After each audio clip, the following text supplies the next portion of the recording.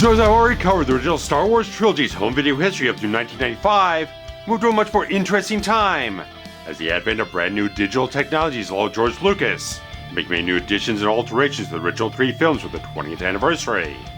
So let's delve deeply into the 1997 Star Wars Trilogy Special Edition.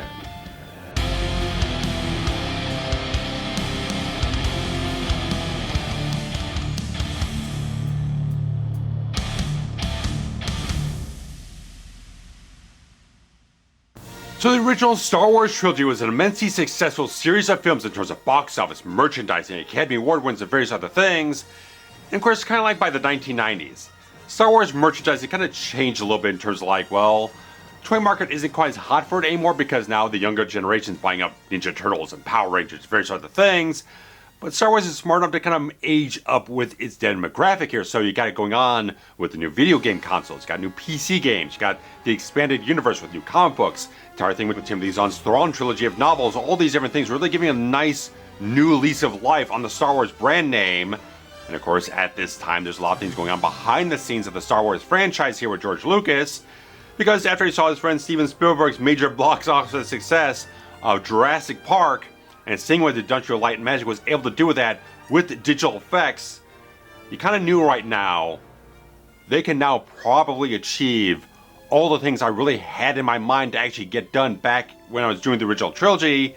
That time, money, and technology just couldn't quite achieve as much as I wanted to back then, and so he really was getting off on the whole thing of maybe doing the prequels.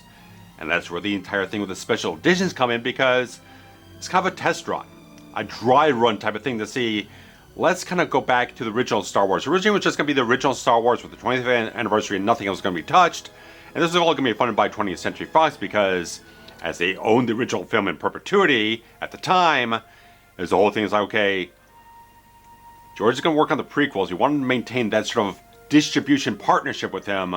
Let's pony up the money for him to go back to the original film, do a bunch of additions and alterations, stuff like that he really wants to do to enhance the film, and kind of lay all that type of stuff out, have a very good, strong working relationship with him, and make sure they could cash in on everything very much down the line here. So all that type of stuff started about 1994, where they had the kind of discussions and whatnot, but the restoration work started in 95 with a lot of complications.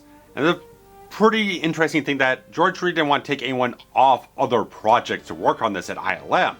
So he was kind of taking people who were available at the time. Apparently, according to the Art of the Empire Strikes Back Special Edition book, about 150 people worked on this entire thing through ILM, plus additional companies doing stuff with the restoration process, the color timing, and various other things.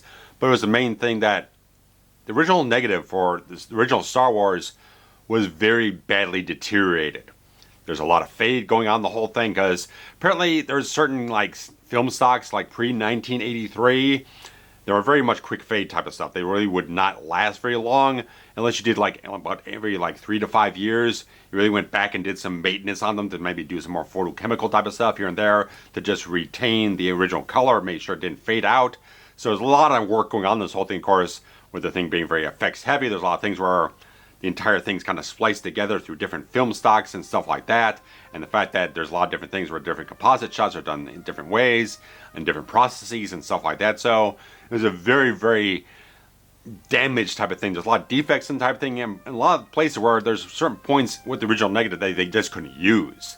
So they had to go to like the interpositive, or they had to go to the color reversal stock or whatnot. There's various other things. They use various processes on the original film that maybe were a little bit more quick and dirty and got the job done, but really wasn't as high quality as possible. So that really created a lot of problems going back 15 plus years later to kind of go back and restore everything and kind of get everything back into a certain state that they actually present the film again, because a lot of stuff was just almost unpresentable in that regard. So in this restoration process, they actually had to disassemble the original negative in a very careful type of fashion here and go through various chemical baths and hand wiping and various other things. Depending on what stock they were using and handling and whatnot, they had to go through different processes to make sure they could clean up to a certain degree. So this wasn't quite as much as like today, where they would scan the entire thing and they kind of go in digitally and paint out speckles and stuff like that. They went through a very heavy physical process on the actual film elements to really make sure they could get it in the best quality it possibly could be.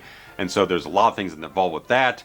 And the fact that, again, they actually when they were making alterations to the film and stuff like that, because they wanted to have the original film negative, to still make theatrical film prints from it, so they had to actually take sections out that they were going to alter, snip them out, hopefully they still maintained and archive all this stuff, then take the brand new sections, edit them in physically to the original negative, and make that so they could create new interpositives and stuff like that, because since the original film, at least, had gone through so many theatrical re-releases, they constantly were making new interpositives, and they had to strike new film prints for the interpositives and stuff like that. But thankfully, at least for the original Star Wars, George Lucas maintained a non-fade Technicolor print in his basement that they're able to use for the color timing principles for the new special edition. So, at least for A New Hope, this is probably as close to the original theatrical color grading as possible. Also, George maintained all the original film and audio elements that were used in the making of all three films. He archived everything. Every composite shot, every sound effect, every little thing they had to put together for different elements throughout the entire process of making those films. He archived every single one of them so they could go back, recomposite a lot of the things optically, and various other things were also done digitally. So it's a very interesting process how they use a lot of different methods getting up to this whole thing, because it didn't quite have the confidence to do everything digitally. So they kind of like did what they needed to do digitally, and then everything else would be done much more optically composited, because they were a lot better processes now. They do things much cleaner. They have better fine-grained film stocks. You wouldn't have as much optical generational loss or whatnot when you're doing film print and stuff like that, when you're compositing different elements together, so they could maintain a higher quality at this point in time, recompositing things for the optical wipes and various other things throughout the entire trilogy here. So we got Pacific Tile doing all the new optical composites, YCM Labs doing new color timing for all three films, and of course Industrial Light and Magic doing all the new visual enhancements for the special editions. Plus you had Skywalker Sound working the brand new 5.1 Dolby Digital sound mix. This is very particular because they only had like a mono mix and then a couple of variations on different Dolby stereo mixes before, but now they were actually able to do a discrete 5.1 mix with Ben Burt heading up the whole thing. So this is a brand new mix for the very first time on any format, especially theatrically, but also on Laserdisc, actually getting a proper 5.1 mix. AC3 surround sound was a very specific type of thing to have for the new digital sound systems in the theaters. So there's very much all these different things putting forth to make sure that the trilogy looked the best it possibly could. And of course, on Laserdisc, is the best looking version, despite what you might say about all the changes done to it. AV quality is top notch across the board against any other version, because it's all been completely remastered, brand new sound mix that sounds fantastic on such a great degree. So everything just comes off extremely well in how it looks, how it sounds. And of course, all this would come to fruition when the special editions hit theaters in early 1997. Now, I saw the original freaking trailer for this entire thing when I went to saw Star Trek First Contact, I believe. And I still love this trailer. The entire trailers they put together for all three films are magnificent. They're one of the best series of trailers I've ever seen. They capture that original trilogy flavor so much. The music, the editing, all the type of stuff, the entire thing starting out with, if you've only seen Star Wars on the TV screen, you've never really seen it at all. And the whole thing bursting out to the TV screen, widescreen action, all that type of stuff is one of the best trailers I've ever seen. I've watched it like 100,000 times. It's fantastic. And so Star Wars A New Hope hit on January 31st, The Empire Strikes Back on February 21st, and Return of the Jedi March 14th, with the original film having the longest run of them all. It grossed $138 million on this release alone. Now Empire kind of brought in the least amount of the three, grossing only about $67.5 million, and then Return of the Jedi grossing about $89 million, so close to $300 million grossed for this endeavor alone, and that's just a major return on investment for Lucasfilm, for 20th Century Fox, for backing the entire thing and bankrolling at least the restoration on the first film, because it was just going to be, like I said, the original film, but as they were kind of moving along and doing a lot more things, kind of look at what they could do here, Lucas started thinking like, okay, some things we could touch up in Empire, some other things I want to do with Jedi. I think we can push it forward and do all three films as a major sort of event in that regard, and it was even talking with Irvin Kershner, director of Empire Strikes Back. It was like, oh, we're going to throw the Wampa sequence back in, stuff like that. So he was contacting with Kershner to kind of talk about what he was going to do for Empire. And I think Kershner was probably pretty much on board with the whole thing, but since Richard Marquand had passed away in 1987, really could not have him involved in any type of way in what they were going to do with the Return of the Jedi special edition. Now, with the original Star Wars, as it ended up being known as Episode 4, A New Hope, after its 1981 theatrical re-release, it was the one they were trying to kind of figure out basically how to do all the effects as they went along through the entire process of making the film, making new technologies and stuff like that. Naturally, would be the one that get the most additions and changes and alterations done to it. A lot of stuff really kind of starts on Tatooine, where they're kind of doing a lot of like sky and landscape replacement shots, kind of amplifying and enhancing things here and there, especially like when you have R2-D2 when it goes in the canyon and whatnot, the actual sky's been changed in that regard. And even like when you go to the Lars homestead, you get this shot of the Sandcrawler. Since a lot of the stuff was like a very rudimentary type of set for the entire Sandcrawler itself, Lucas really wanted to kind of pull the shot back a little bit, give a little bit more size the entire Sandcrawler there. So actually it's a pretty subtle type of thing. If you're not really that intimately knowledgeable about the entire thing, it's actually a subtle wider shot. They're kind of zooming in on artificially in that regard in that entire shot there. And of course you got the entire thing where you get Ben Kenobi's home being represented much better with a new digital matte painting. And they actually got the original Sandcrawler model out of storage and shot a brand new shot for it to replace the much more far off one of it coming up over the hill. And of course the entire thing where the extended sort of Stormtrooper do-back sequence where back when they were shooting this in the entire desert back in 1976, they only had this big rubber puppet on a kind of a stick or whatnot. They could maybe move its head slightly here or there or whatnot. So that's why they're all the way in the background. You're not really getting anything aside from like a little sound effect to kind of give them a certain life. But George really wanted to have a proper life to them on screen. So kind of had the juxtaposition of these Imperial Stormtroopers kind of wrangling around these sort of beasts of burden and whatnot. So it's a nice enough addition to kind of create a little bit more life on Tatooine in a certain way. But inching forward in the entire film, you get some actual effects fixes here because it starts with Luke's land speeder. Because it was a certain thing on wheels and whatnot when they're trying to do things from a distance, have it go across in the entire landscape. And all they could really do to make it a hovercraft is just put some Vaseline on the lens, kind of smudge it out so you really couldn't see the wheels. There were certain points where they had it on like a crane type of thing where you get the entire shot where Luke's moving in back into the homestead after he's been attacked by the stormtroopers, stuff like that. And that was really a sore spot for Lucas. He just like, every time he saw it, was like it was really just a primitive effect to get around the entire reality, the entire thing. So it was the main thing. They went back and recomposited certain things. They kind of painted things out properly. So when they had kind of like foreground elements where it's kind of moving through Mos Eisley, and the Vaseline was kind of smudging it like a droid or something like that in the foreground, they could go back in and fix that and make sure that entire thing was very much seamless. It got a much better effect in that regard. And of course, a lot of things do come up in the Mos Eisley sequence because it was really supposed to be a really bustling spaceport, and the limitation of what they had at the time, again, shooting out in Tunisia in '76, they didn't have as much resources for as many people they wanted to have as many sets built in that regard. They're really just very, very limited in what they could actually do and not show as much as what George really wanted. And certainly there's maybe a few things in the entire sequence that feel like it's obtrusive. It's maybe a bit too much in a certain way. Maybe it kind of tips the tone off a little bit goofier in some places when you have Swoop Bike going off and you got the Jawas and certain things might feel like it's a little bit tonally off in a certain way, but a lot of things do create a much bigger sense of the entire thing. Why there be a lot of smugglers here and various other people here really using this sort of a seedy sort of spaceport in a certain way that's kind of on the outer rim of the entire galaxy here that the Imperials really don't have much of a presence on. So I think it's at least a positive idea to change that type of stuff and add those things in there. Certain other things in the entire sequence are not quite as favorable in a certain way when you have like a giant beast or whatnot kind of blocking the entire frame, when you got the land speeder being pulled over by the stormtroopers or whatnot. It just feels like it's unnecessary type of stuff that just clutters the frame too much. Of course, you get into the cantina sequence and you get certain things kind of change here, like the Wolfman. You gotta love the Wolfman. But of course, it's kind of a rudimentary sort of like random grab freaking mask that Rick Baker probably had laying around somewhere. So it really wasn't an alien mask. It was just like a rubber mask you had laying around, just throwing an extra somewhere.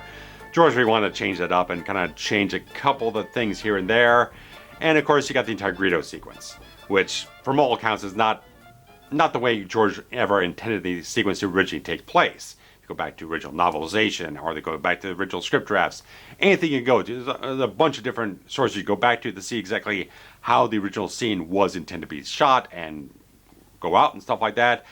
And so having it the fact that Greedo's going to shoot Han first, despite the fact he misses him by 1.5 feet when he's standing 2 feet in front of him, seems ridiculous in that regard. And it's just been the the big kind of controversy point is like, okay, that it kind of alters Han's sort of trajectory of his entire character here. Now he's not this sort of scoundrel that kind of shoots first and asks questions later and stuff like that. He's now kind of a guy who just fires off in self-defense in that regard. So it's just been something that kind of constantly got tweaked a little bit here and there to kind of make it less and less and less of what it was originally, but it's still kind of just a major stinging point, and it's been altered over and over again in some places. And there's one odd audio change to this whole thing, where the beginning of Han's line, where he says, "Yes, I bet you have," the yes gets muted on this entire version. Oh, yeah, Oscar. I bet you have. For some weird reason. I don't know why. You can still see Harrison Ford saying the word, but it's been muted in the entire soundtrack here, so it's a bit odd type of thing in that regard. And then, of course, you got the entire Jabba the Hutt sequence added in here, which the odd type of thing is, okay, they shot it all back in the day, and they're really going to composite with a kind of a stop-motion figure or whatnot, this sort of like hairy beast in a certain way, before they really landed on the Return of the Jedi version of Jabba. Apparently, a lot of the dialogue from the Greedo sequence was originally a different set of dialogue here, but once they cut the Jabba sequence, they used the Huttese language, since you didn't really need to have an English language character there, to just dub in whatever they wanted to in terms of the subtitles in the entire sequence, to fill in the information for the cut Jabba sequence, to put it in for the Greedo sequence. So now, putting the Jabba sequence back in is completely redundant because it gives you absolutely no new information whatsoever. And I do feel like, one, the CGI on the 97 Jabba is really bad. It's really, really bad. It's really, really bad. They did a better job when they did the 2004 DVD release, and they used the Phantom Menace model they made for Jabba the Hutt, so really was a much better type of thing. But the 97 one really doesn't look good. And the fact is, when you look at how he's portrayed in Return of the Jedi, it's like, as they say in the opening crawl of the vile gangster Jabba the Hutt, he is a ruthless, terrible freaking gangster in that regard. This one, Han's figuratively and literally walking all over him. He's very much a pushover in that regard. So it kind of just really badly sort of softens Jabba's sort of characterizations. Like, who's afraid of this guy? If Han can just kind of walk over his tail, which is an unintended thing because when they originally shot it, they didn't intend for him to be a slug type of character. But as they had that fixed, the entire thing is Harrison Ford kind of walked around the original actor. They had to like, well, we've got to kind of go off and kind of step over top of him. But all this type of thing in the entire sequence, like, it's completely unnecessary. It kind of damages Jabba's character because he's not the terrifying, ruthless character you have in Return of the Jedi. It's too much of a stark difference in that regard. It's not the same character whatsoever. So having it that he's only mentioned in A New Hope and Empire Strikes Back, it kind of builds up an aura of the character that's very much just kind of frightening in that regard. He's very much dangerous type of character that has a very deep web into the entire underworld that he can get all these bounty hunters kind of chasing him down all over the place. But as you got the entire thing where you're leaving Mos Eisley and they're blasting off and have that great extended takeoff sequence with the Millennium Falcon, which I think is a nice type of thing, and then having the replacement shot of it kind of arcing back up into the atmosphere and stuff like that, all very good type of stuff. I think it's very good quality stuff. Then you get the entire thing where they redid the explosion for Alderaan for the Death Star sequence, much better effect. The original one did feel a little, again, primitive in that regard. They really couldn't do as much of a grandiose effect to that thing, so they kind of cut together a few different explosions. So I'm not trashing the original versions whatsoever. I think those very much have a concrete place in the history of cinema. I still love those original versions, but trying to look at it from a perspective is like, okay, if we're going to go in and make some alterations, kind of bring it up to realize the original vision towards the actual apex of what we wanted, I can see where George is coming from in certain places here, okay? The original Alderaan explosion didn't look quite so good. It could have looked better, so they went in and did some certain things. And of course, as they do with the Alderaan explosion and the two Death Star explosions throughout A New Hope and Return of the Jedi, it's really just the Praxis explosion from Star Trek VI at the Undiscovered Country, just kind of colored in different ways for different versions of the entire thing. So it's just kind of a stock shockwave effect they had sitting around for the last couple of years, which have been used in like Stargate and a few other things here and there. So I kind of here or there about I would like to have seen maybe a different type of shockwave effect kind of used instead of just recycling something they just had at their fingertips used or whatnot. And then moving on to the other stuff on the Death Star itself, there was not really many changes, a lot more changes in later versions, but not really many here aside from a lot of recompositing of different effects here.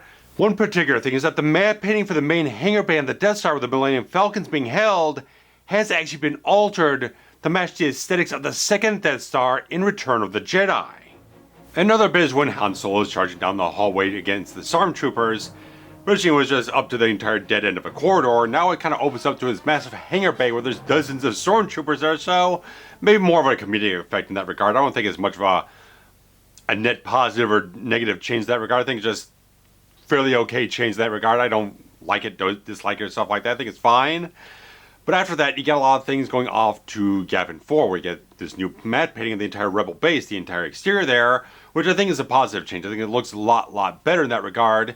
And there is a scene partially restored here between Luke and his friend Biggs, who reunite before the attack on the Death Star. But there is a piece of dialogue removed here from one of the squad leaders who mentions that he knew Luke's father back in the day. And you can kind of tell because the guy's been composited into the shot to work as sort of a wipe cut, because R2-D2's position as being lifted into Luke's X-Wing changes radically as the guy passes across the frame. And then just all the other stuff going up into the climax of the entire film, where you got this entire way better shot of all the X-Wings and Y-Wings taking off into space and stuff like that. I think there's a much better shots. When you get into a lot of the stuff getting up onto the Death Star battle itself, a lot of the new shots really do blend in pretty seamlessly. They do show off a lot more dynamic type of stuff that isn't quite as much in the original footage, but I still think a lot of the shots they do change in this regard are positive change. I think they are much better shots than what they had originally in some places, and just have much more of a dynamic feel to them. They have a lot more less of a stiff dynamic where they really couldn't do as many things when they had to have like two different fighters in the entire shot, stuff like that, chasing after one another. They couldn't do as many sweeping dynamic camera moves and stuff like that. So this opens it up to be a little bit more free-flowing in that regard. I think they all kind of just seamlessly put together very well in that regard. And just there's maybe just a few shots like when they're doing the original approach shot, where they do have a lot better things where they can see the pilot's heads moving and stuff like that, and you have a lot more, again, just more dynamic type of stuff. Maybe some of the CGI in these things don't quite hold up as well today. You have to look at different versions like the HD version, the 4K version, to see how well some of these models and the renders kind of hold up in some places. Some don't look as good as some of the effects you'd have today. Like you go off and look at, I think some of the best effects in the recent films was maybe like Rogue One. Even though I wasn't won over by the film in general, I thought a lot of the effects work just looked like they achieved digital effects looking exactly like how you would photograph a model. And of course with the end ceremony of the entire film, they actually did recomposite, redo sort of the crowd shots in a certain way when you're really opening up. Originally they didn't really have a lot of extras in that regard, so they kind of like used like cardboard cutouts or various other things. Now they went back and kind of redid it and looks much better. Of course there's also a lot of audio changes because theatrically there was a mono mix, there was a Dolby stereo mix, a Dolby 6-track stereo mix, so it's been remixed in 1985, it was remixed in 1993.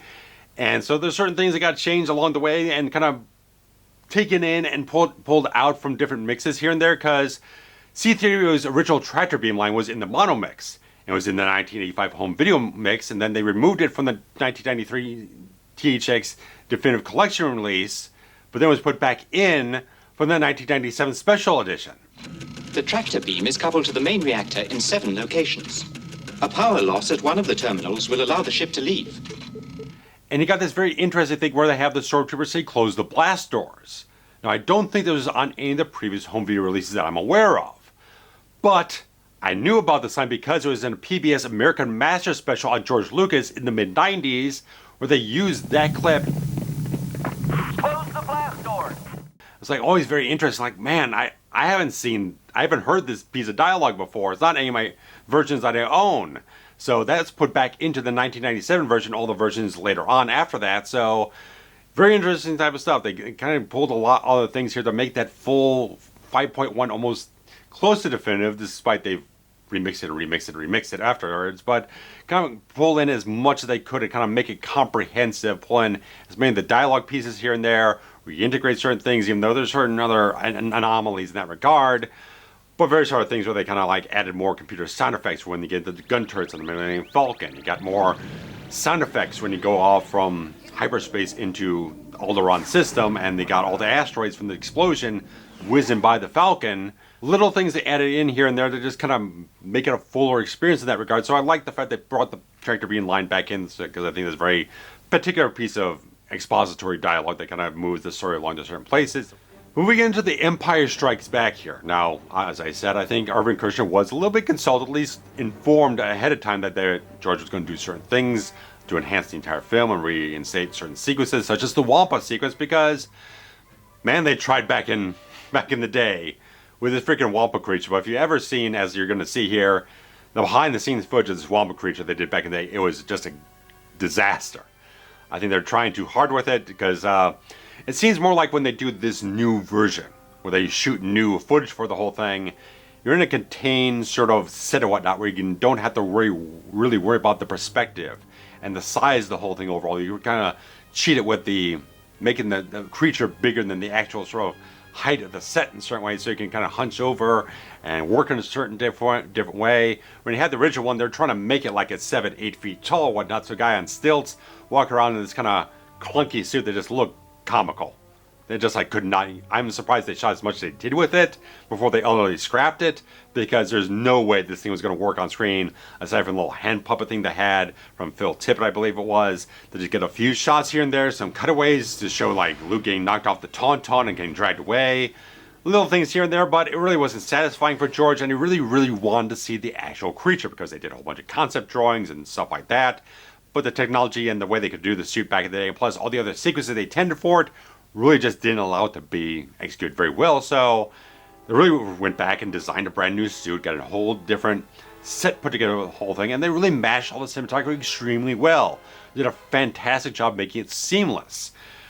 And so I think it comes out very well. I think the fact that you could have it both ways. One, the artistic way of kind of not showing it, kind of leaving everything up to your imagination works very well, but also kind of works very well to see this kind of menacing, gruesome sort of creature whatnot coming up and stalking after Luke and whatnot. So they both work in their own ways, and I think they're both very good versions of the entire sequence. But for the 97 version, I think it's pretty much all the versions going beyond this.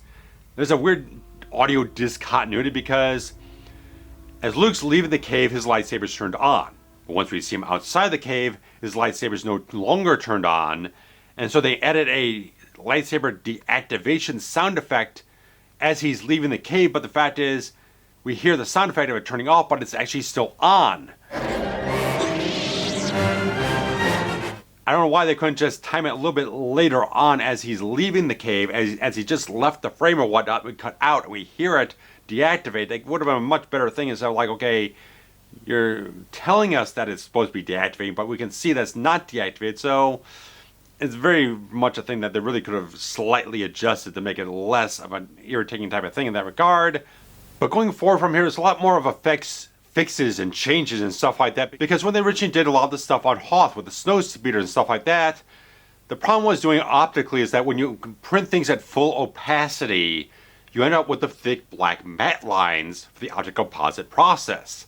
And they're trying to find a way to kind of minimize that by not printing everything fully opaque. And so they would kind of have a little bit of a translucent quality where you could kind of see the shadows and the Imperial Walker, stuff like that, through the actual matte of the entire snowspeeder or whatnot. And they say they recomposited, but the fact is, I was looking at the 97 release and looking at the 4K release, and a lot of the times you can still see a lot of those translucent qualities through the actual snowspeeder, so I don't know exactly what they did. If they would have recomposited digitally, it would have been no problem. But if they went back and did it optically and maybe tried to do it a little bit better, but still didn't print full opacity, you're still kind of dancing around the exact same issue with just a newer process, kind of replicating what you did already. So I could still see in a lot of these shots, you could see the shadows and stuff like that, or part of the darker parts of the landscape flowing through the matte of the snowspeeder or whatnot. So it's I don't know exactly what you did, because everyone keeps saying they recomposited it and redid it and fixed the entire problem, but it has been fixed. It's still there to this very day. And skipping ahead a little bit here towards all the enhancements done for Cloud City, because George thought the original sets were a little bit claustrophobic, because he really wanted to see how to pawn the actual city here, but couldn't really do it back in the day. But now digitally, they're able to open up parts of the set to create windows to open up the wider landscape of the entire thing, but they created a discontinuity for themselves. Because later on, when Lando's taking Han, Chewie, and Leia off to see who's eventually Darth Vader here, they pass by a particular window that has been opened up for the special editions, but it's the exact same window that all the stormtroopers come out in front of moments later, which is still the original set. So they just start opening up different parts of it without actually paying attention to the geography and the continuity within the scenes to make sure we're doing the exact same thing from shot to shot and make sure everything matches up. So that creates a very much an irksome type of thing. Now that you actually know about it, every time you're going to see that scene in this version, it's really going to screw you up, and it's been the exact same thing in every version subsequent to this. The DVD version, the Blu-ray version, the 4K version, they've all been the exact same stuff. They've never fixed this error in the whole thing, so very bothersome that the fact that they keep going in and kind of changing things here and there, but they don't maintain a high quality standard of making sure that everything fits in exactly with continuity of what they're doing from shot to shot and stuff like that, and they're not quite fixing certain continuities that do exist in certain places in the entire films and whatnot. So it's a very kind of a patchwork type of thing that's kind of randomly chosen and things decided to do on an arbitrary basis. Very irksome in that regard. But some of the other effects fixes, ones as an actual fix, is the fact that when you have Luke in his X-Wing and you have shots of R2-D2, the fact you're doing blue screen composites and you have the blue panels on R2, they couldn't fix this back in the day. So they had to paint all those panels black. Now they actually went back in and digitally painted them back to blue or whatnot, both in Empire and Jedi, so you have it proper. So you have that continuity corrected in that regard. And they actually have recompositing that they said they did for like the asteroid sequence and various other things here and there. But obviously you get that little extra tag where Boba Fett ship Slave 1 is following them off after they kind of have the Star Destroyer dump the garbage and they kind of float off the Bespin. And then all the actual fixes and kind of extensions on the Cloud City approach, I think are pretty well done. The fact that I think a lot of them, the matte lines are cleaned up in that regard in terms of like printing the Falcon and all the other ships against the sort of clouds or whatnot. I think that's been definitely improved in this regard. And when we get that second fly-through sequence with the Cloud Car on Cloud City here, they changed the actual building the Leia's actually in, and this actually matches the interior set much, much better than the original matte painting they had. But on the other side of this whole thing, we got the entire sequence with Vader on the shuttle here, because it's kind of a jarring type of thing. It's kind of disruptive towards the building climax of the momentum of the entire film here, because you got the entire thing of Leia and everyone going back on the Falcon to rescue Luke and stuff like that, and they kind of try to invade all the TIE fighters and get running into the Star Destroyer. And it's very exciting type of stuff, and it's building all this tension and momentum and danger and stuff like that. There's a lot of peril going on, but then you kind of keep inserting this entire shots and whatnot of just Vader's shuttle going from the planet up to the Star Destroyer. It's not very good editing in that regard. It just feels too disruptive to what's going on in the story here that's very pertinent, but it starts out with this entire change of the line here, because originally you have Vader saying, "Bring my shuttle." Which just had this really great, just grumbling quality. You can just feel from the line delivery alone, Vader's angry. He's mad. Things have just not gone his way whatsoever. And he's just very pissed off at this point in time. So just how the line is said, without even expressing exactly what he's feeling, how he says that line says so much to the audience about exactly what his temper is at this point in time. But as you add this sequence in, he's going off to his shuttle specifically, so you have to change the line to something else. Alert my Star Destroyer to prepare for my arrival.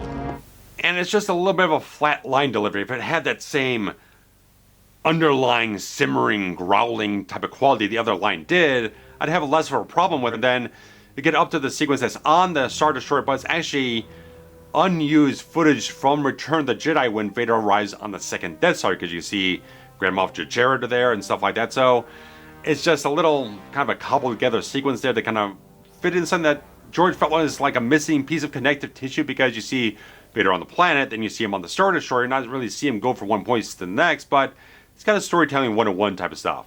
You don't really need to show like the guy going from point A to point B, driving across town, stuff like that, to show him where he's coming from, where he's going to, stuff like that. You can connect the dots. Okay, he's here. He makes a statement that he's going to leave, and then when you see him show up at another place. Easy sort of geography for storytelling. It works just fine. No one really ever had a problem with it, aside from apparently George. And so they added the Star sequence where, again, they got to kind of splice into the entire rescue of Luke Skywalker hanging below Cloud City, where they do a continuity fix here, because as Lando's going up the hatch, you have, in the original version of the entire thing, two different hatches open, but the fact is you don't see the second hatch above Lando when he's rising up out of the thing from inside the Falcon. Now they actually fixed that with a digital hatch So it's kind of like a double airlock type of thing.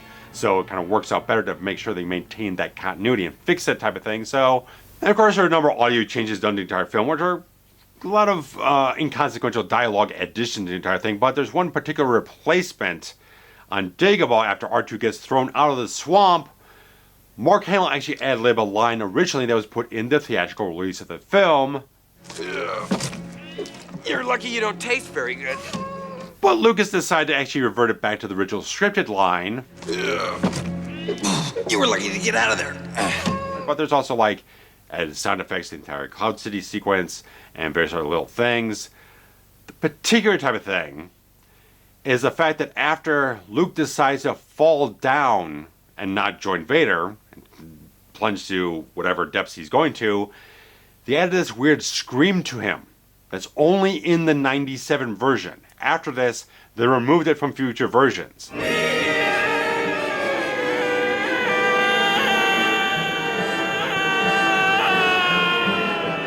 it's never been confirmed, but a lot of people kind of speculate it's probably a reuse of the Emperor's scream when he falls down the shaft in Return of the Jedi.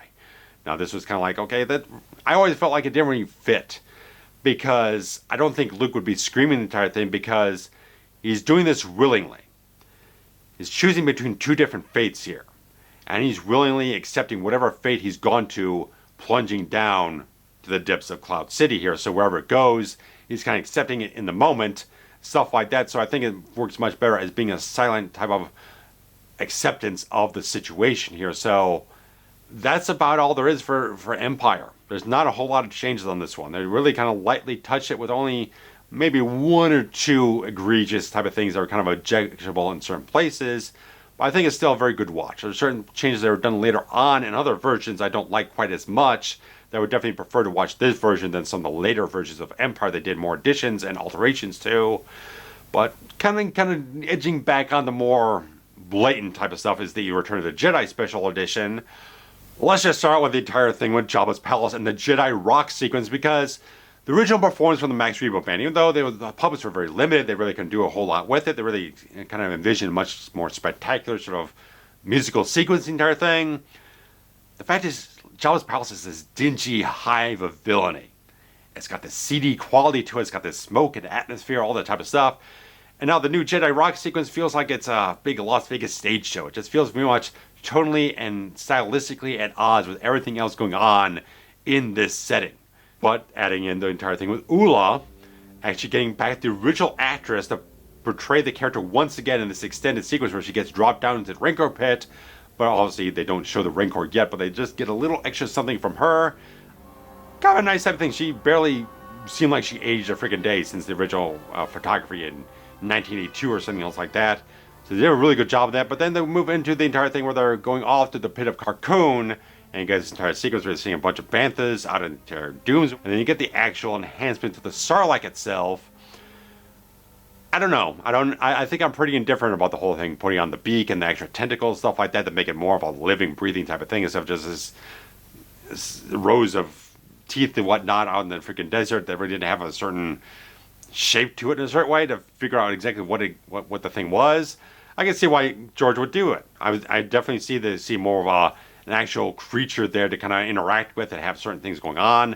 Really kind of see more of it, but you really can't figure out much more of its anatomy now than you did before. And so moving on from that is, again, not a lot of stuff in the meat of the film in the 97 release. Not until later they do a lot more particular nuanced, weird type of stuff, but really doesn't come back around to like pretty much the end of the film where you got the Death Star explosion, kind of enhanced with this shockwave.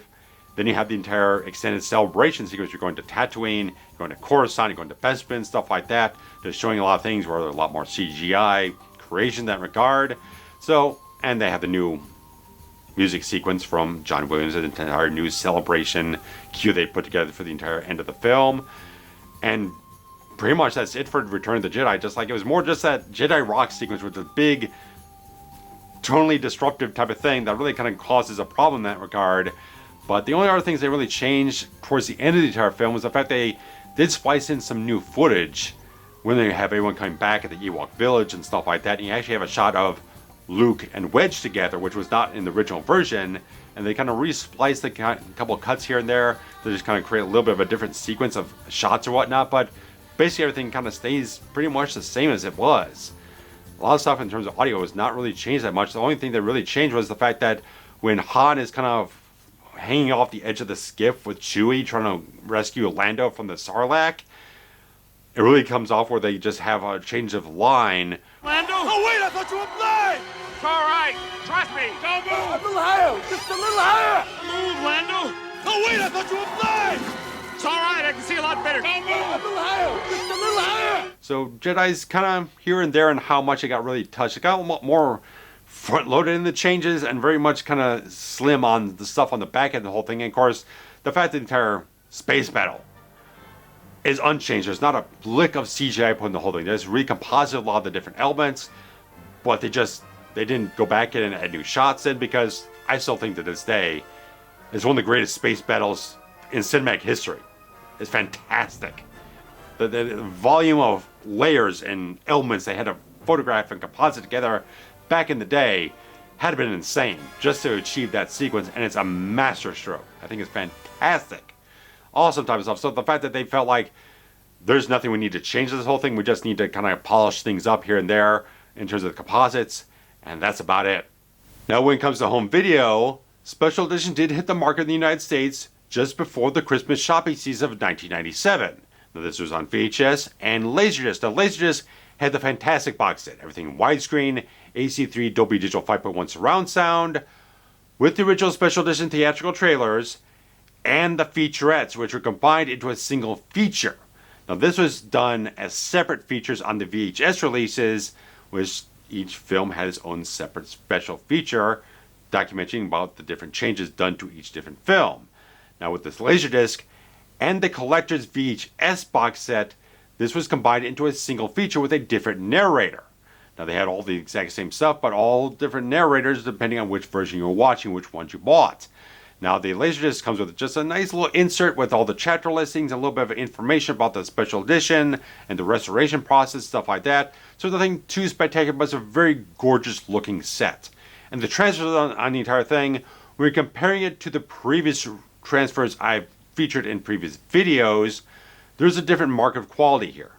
Now as you get back to the 93 releases, which is the definitive collection, which is kind of the in the middle type of thing, when you have the earlier US widescreen ones, which were all kind of like shifted towards this warmer color pattern in a lot of cases, the THX certified definitive collection ones moved much more slightly to a neutral color scheme, but pushed maybe a little bit more towards the cold type of stuff. But it feels, from my perspective, that the 97 ones are a little bit more balanced overall. They're not exactly one or the other. A lot of things tip towards certain places where maybe not quite as saturated in some places, but it feels like they've kind of balanced the colors a little bit better here, especially going off that non-fade Technicolor print George had for the original film. I don't know if the same case was happened for Empire and Jedi, but at least for the original film, they had that source to kind of get back to the original color grading it had. So it looks really good. It looks brighter than the 93 release. Now my source is from the 2006 DVD bonus discs. So since it's sourced from a DVD that might have, they do have stronger black levels, which might contribute to a bit of a darker image overall. But the 97 ones does look generally brighter in a lot of different cases. Not much dark shadows, a little more brighter stuff going on overall. So I think it's a little bit more pleasing image. Of course, it's a lot cleaner. After they did all the stuff to restore it and do all the fine tuning and whatnot, it does probably look better than it did ever before. Just in clarity and all that type of stuff. Plus you don't have all that weird digital noise reduction they did for the definitive collection release. It's a much cleaner version of it, so it's absolutely, picture quality wise, the top of the line, despite the fact that the widescreen image is cropped in just a little bit. You're losing a little bit of information on the left and right sides here. It doesn't quite match the full 2.35 to 1 aspect ratio, so you lost a little bit of stuff doing whatever they did on this regard. But generally I just think each one of the films does look pretty appealing. Might be some place where like maybe the lightsabers are maybe not quite saturated, as I said before. Maybe the colors of like Vader's lightsaber might not be quite as red as it was in the 93 release, but they might be more accurate to the original color grading they put out theatrically back in the day. I can see that the fact that this one looks a lot better, a lot more balanced. I think that's the best thing to say about it. All the cars look a lot more balanced. Dagobah, for instance, is a lot bluer to a certain degree, but I think that's kind of an appealing aesthetic. All this type of stuff. I think there's just a lot of good things that they represented the films very well in these releases. Just having the best quality they could possibly get from them, restoring them the best qualities they could, and various other things in that regard. But as I said, there's this VHS collector set, which has some nice things that I wish that freaking Laserdisc did have, which has a specially mounted 35mm film strip for the special edition. They also had a 64-page collector booklet, and they had 3 8x10 art prints of the whole thing, plus a pewter logo emblem, which is all really nice type of collector stuff to really grab. So I don't know why that was specific to that release, and I wasn't terribly well aware of that release. I just knew about the standard 3-tape release that was put out for the gold version for pan and scan, the silver version for widescreen. I did not really know about this version until pretty recently in that regard. And if you try finding it now, it goes for quite a bit of money. So if you're very much a collector, want to grab it, you're going to pony up quite a bit of cash to grab it. But I was tempted, but I wasn't going to part with that much money for something I really didn't need. So the Laserdisc is fantastic. I definitely implore you to grab that if you have Laserdisc. I think it's the best looking version of these films that are put out on that format. Of course, audio-wise, fantastic with the discrete 5.1 channels. Wonderful type of stuff. But of course, Japan gets up on this stuff. They get their own release. Doesn't have anything really particularly different, but there is different packaging involved in the whole thing, because obviously US got this wonderful sort of like black vinyl type of thing. You got individual sleeves for the Japanese release with all the Drew Struzan fantastic artwork with the entire thing. Wonderful type of stuff. And this would get released in Japan on Laserdisc in 2000. Along its debut in the video CD format, which was very big in Japan, Hong Kong, and Malaysia, but really didn't get a penetration into the Western markets because DVD was making such a strong foothold in the home video market, or the prime format overall, that the video CD compression quality and stuff like that was not terribly great in comparison to that. Now this was also intended with the entire VHS re-release in 2000, which I have, because at the time I didn't own the films in widescreen in any version. It was only pan and scan.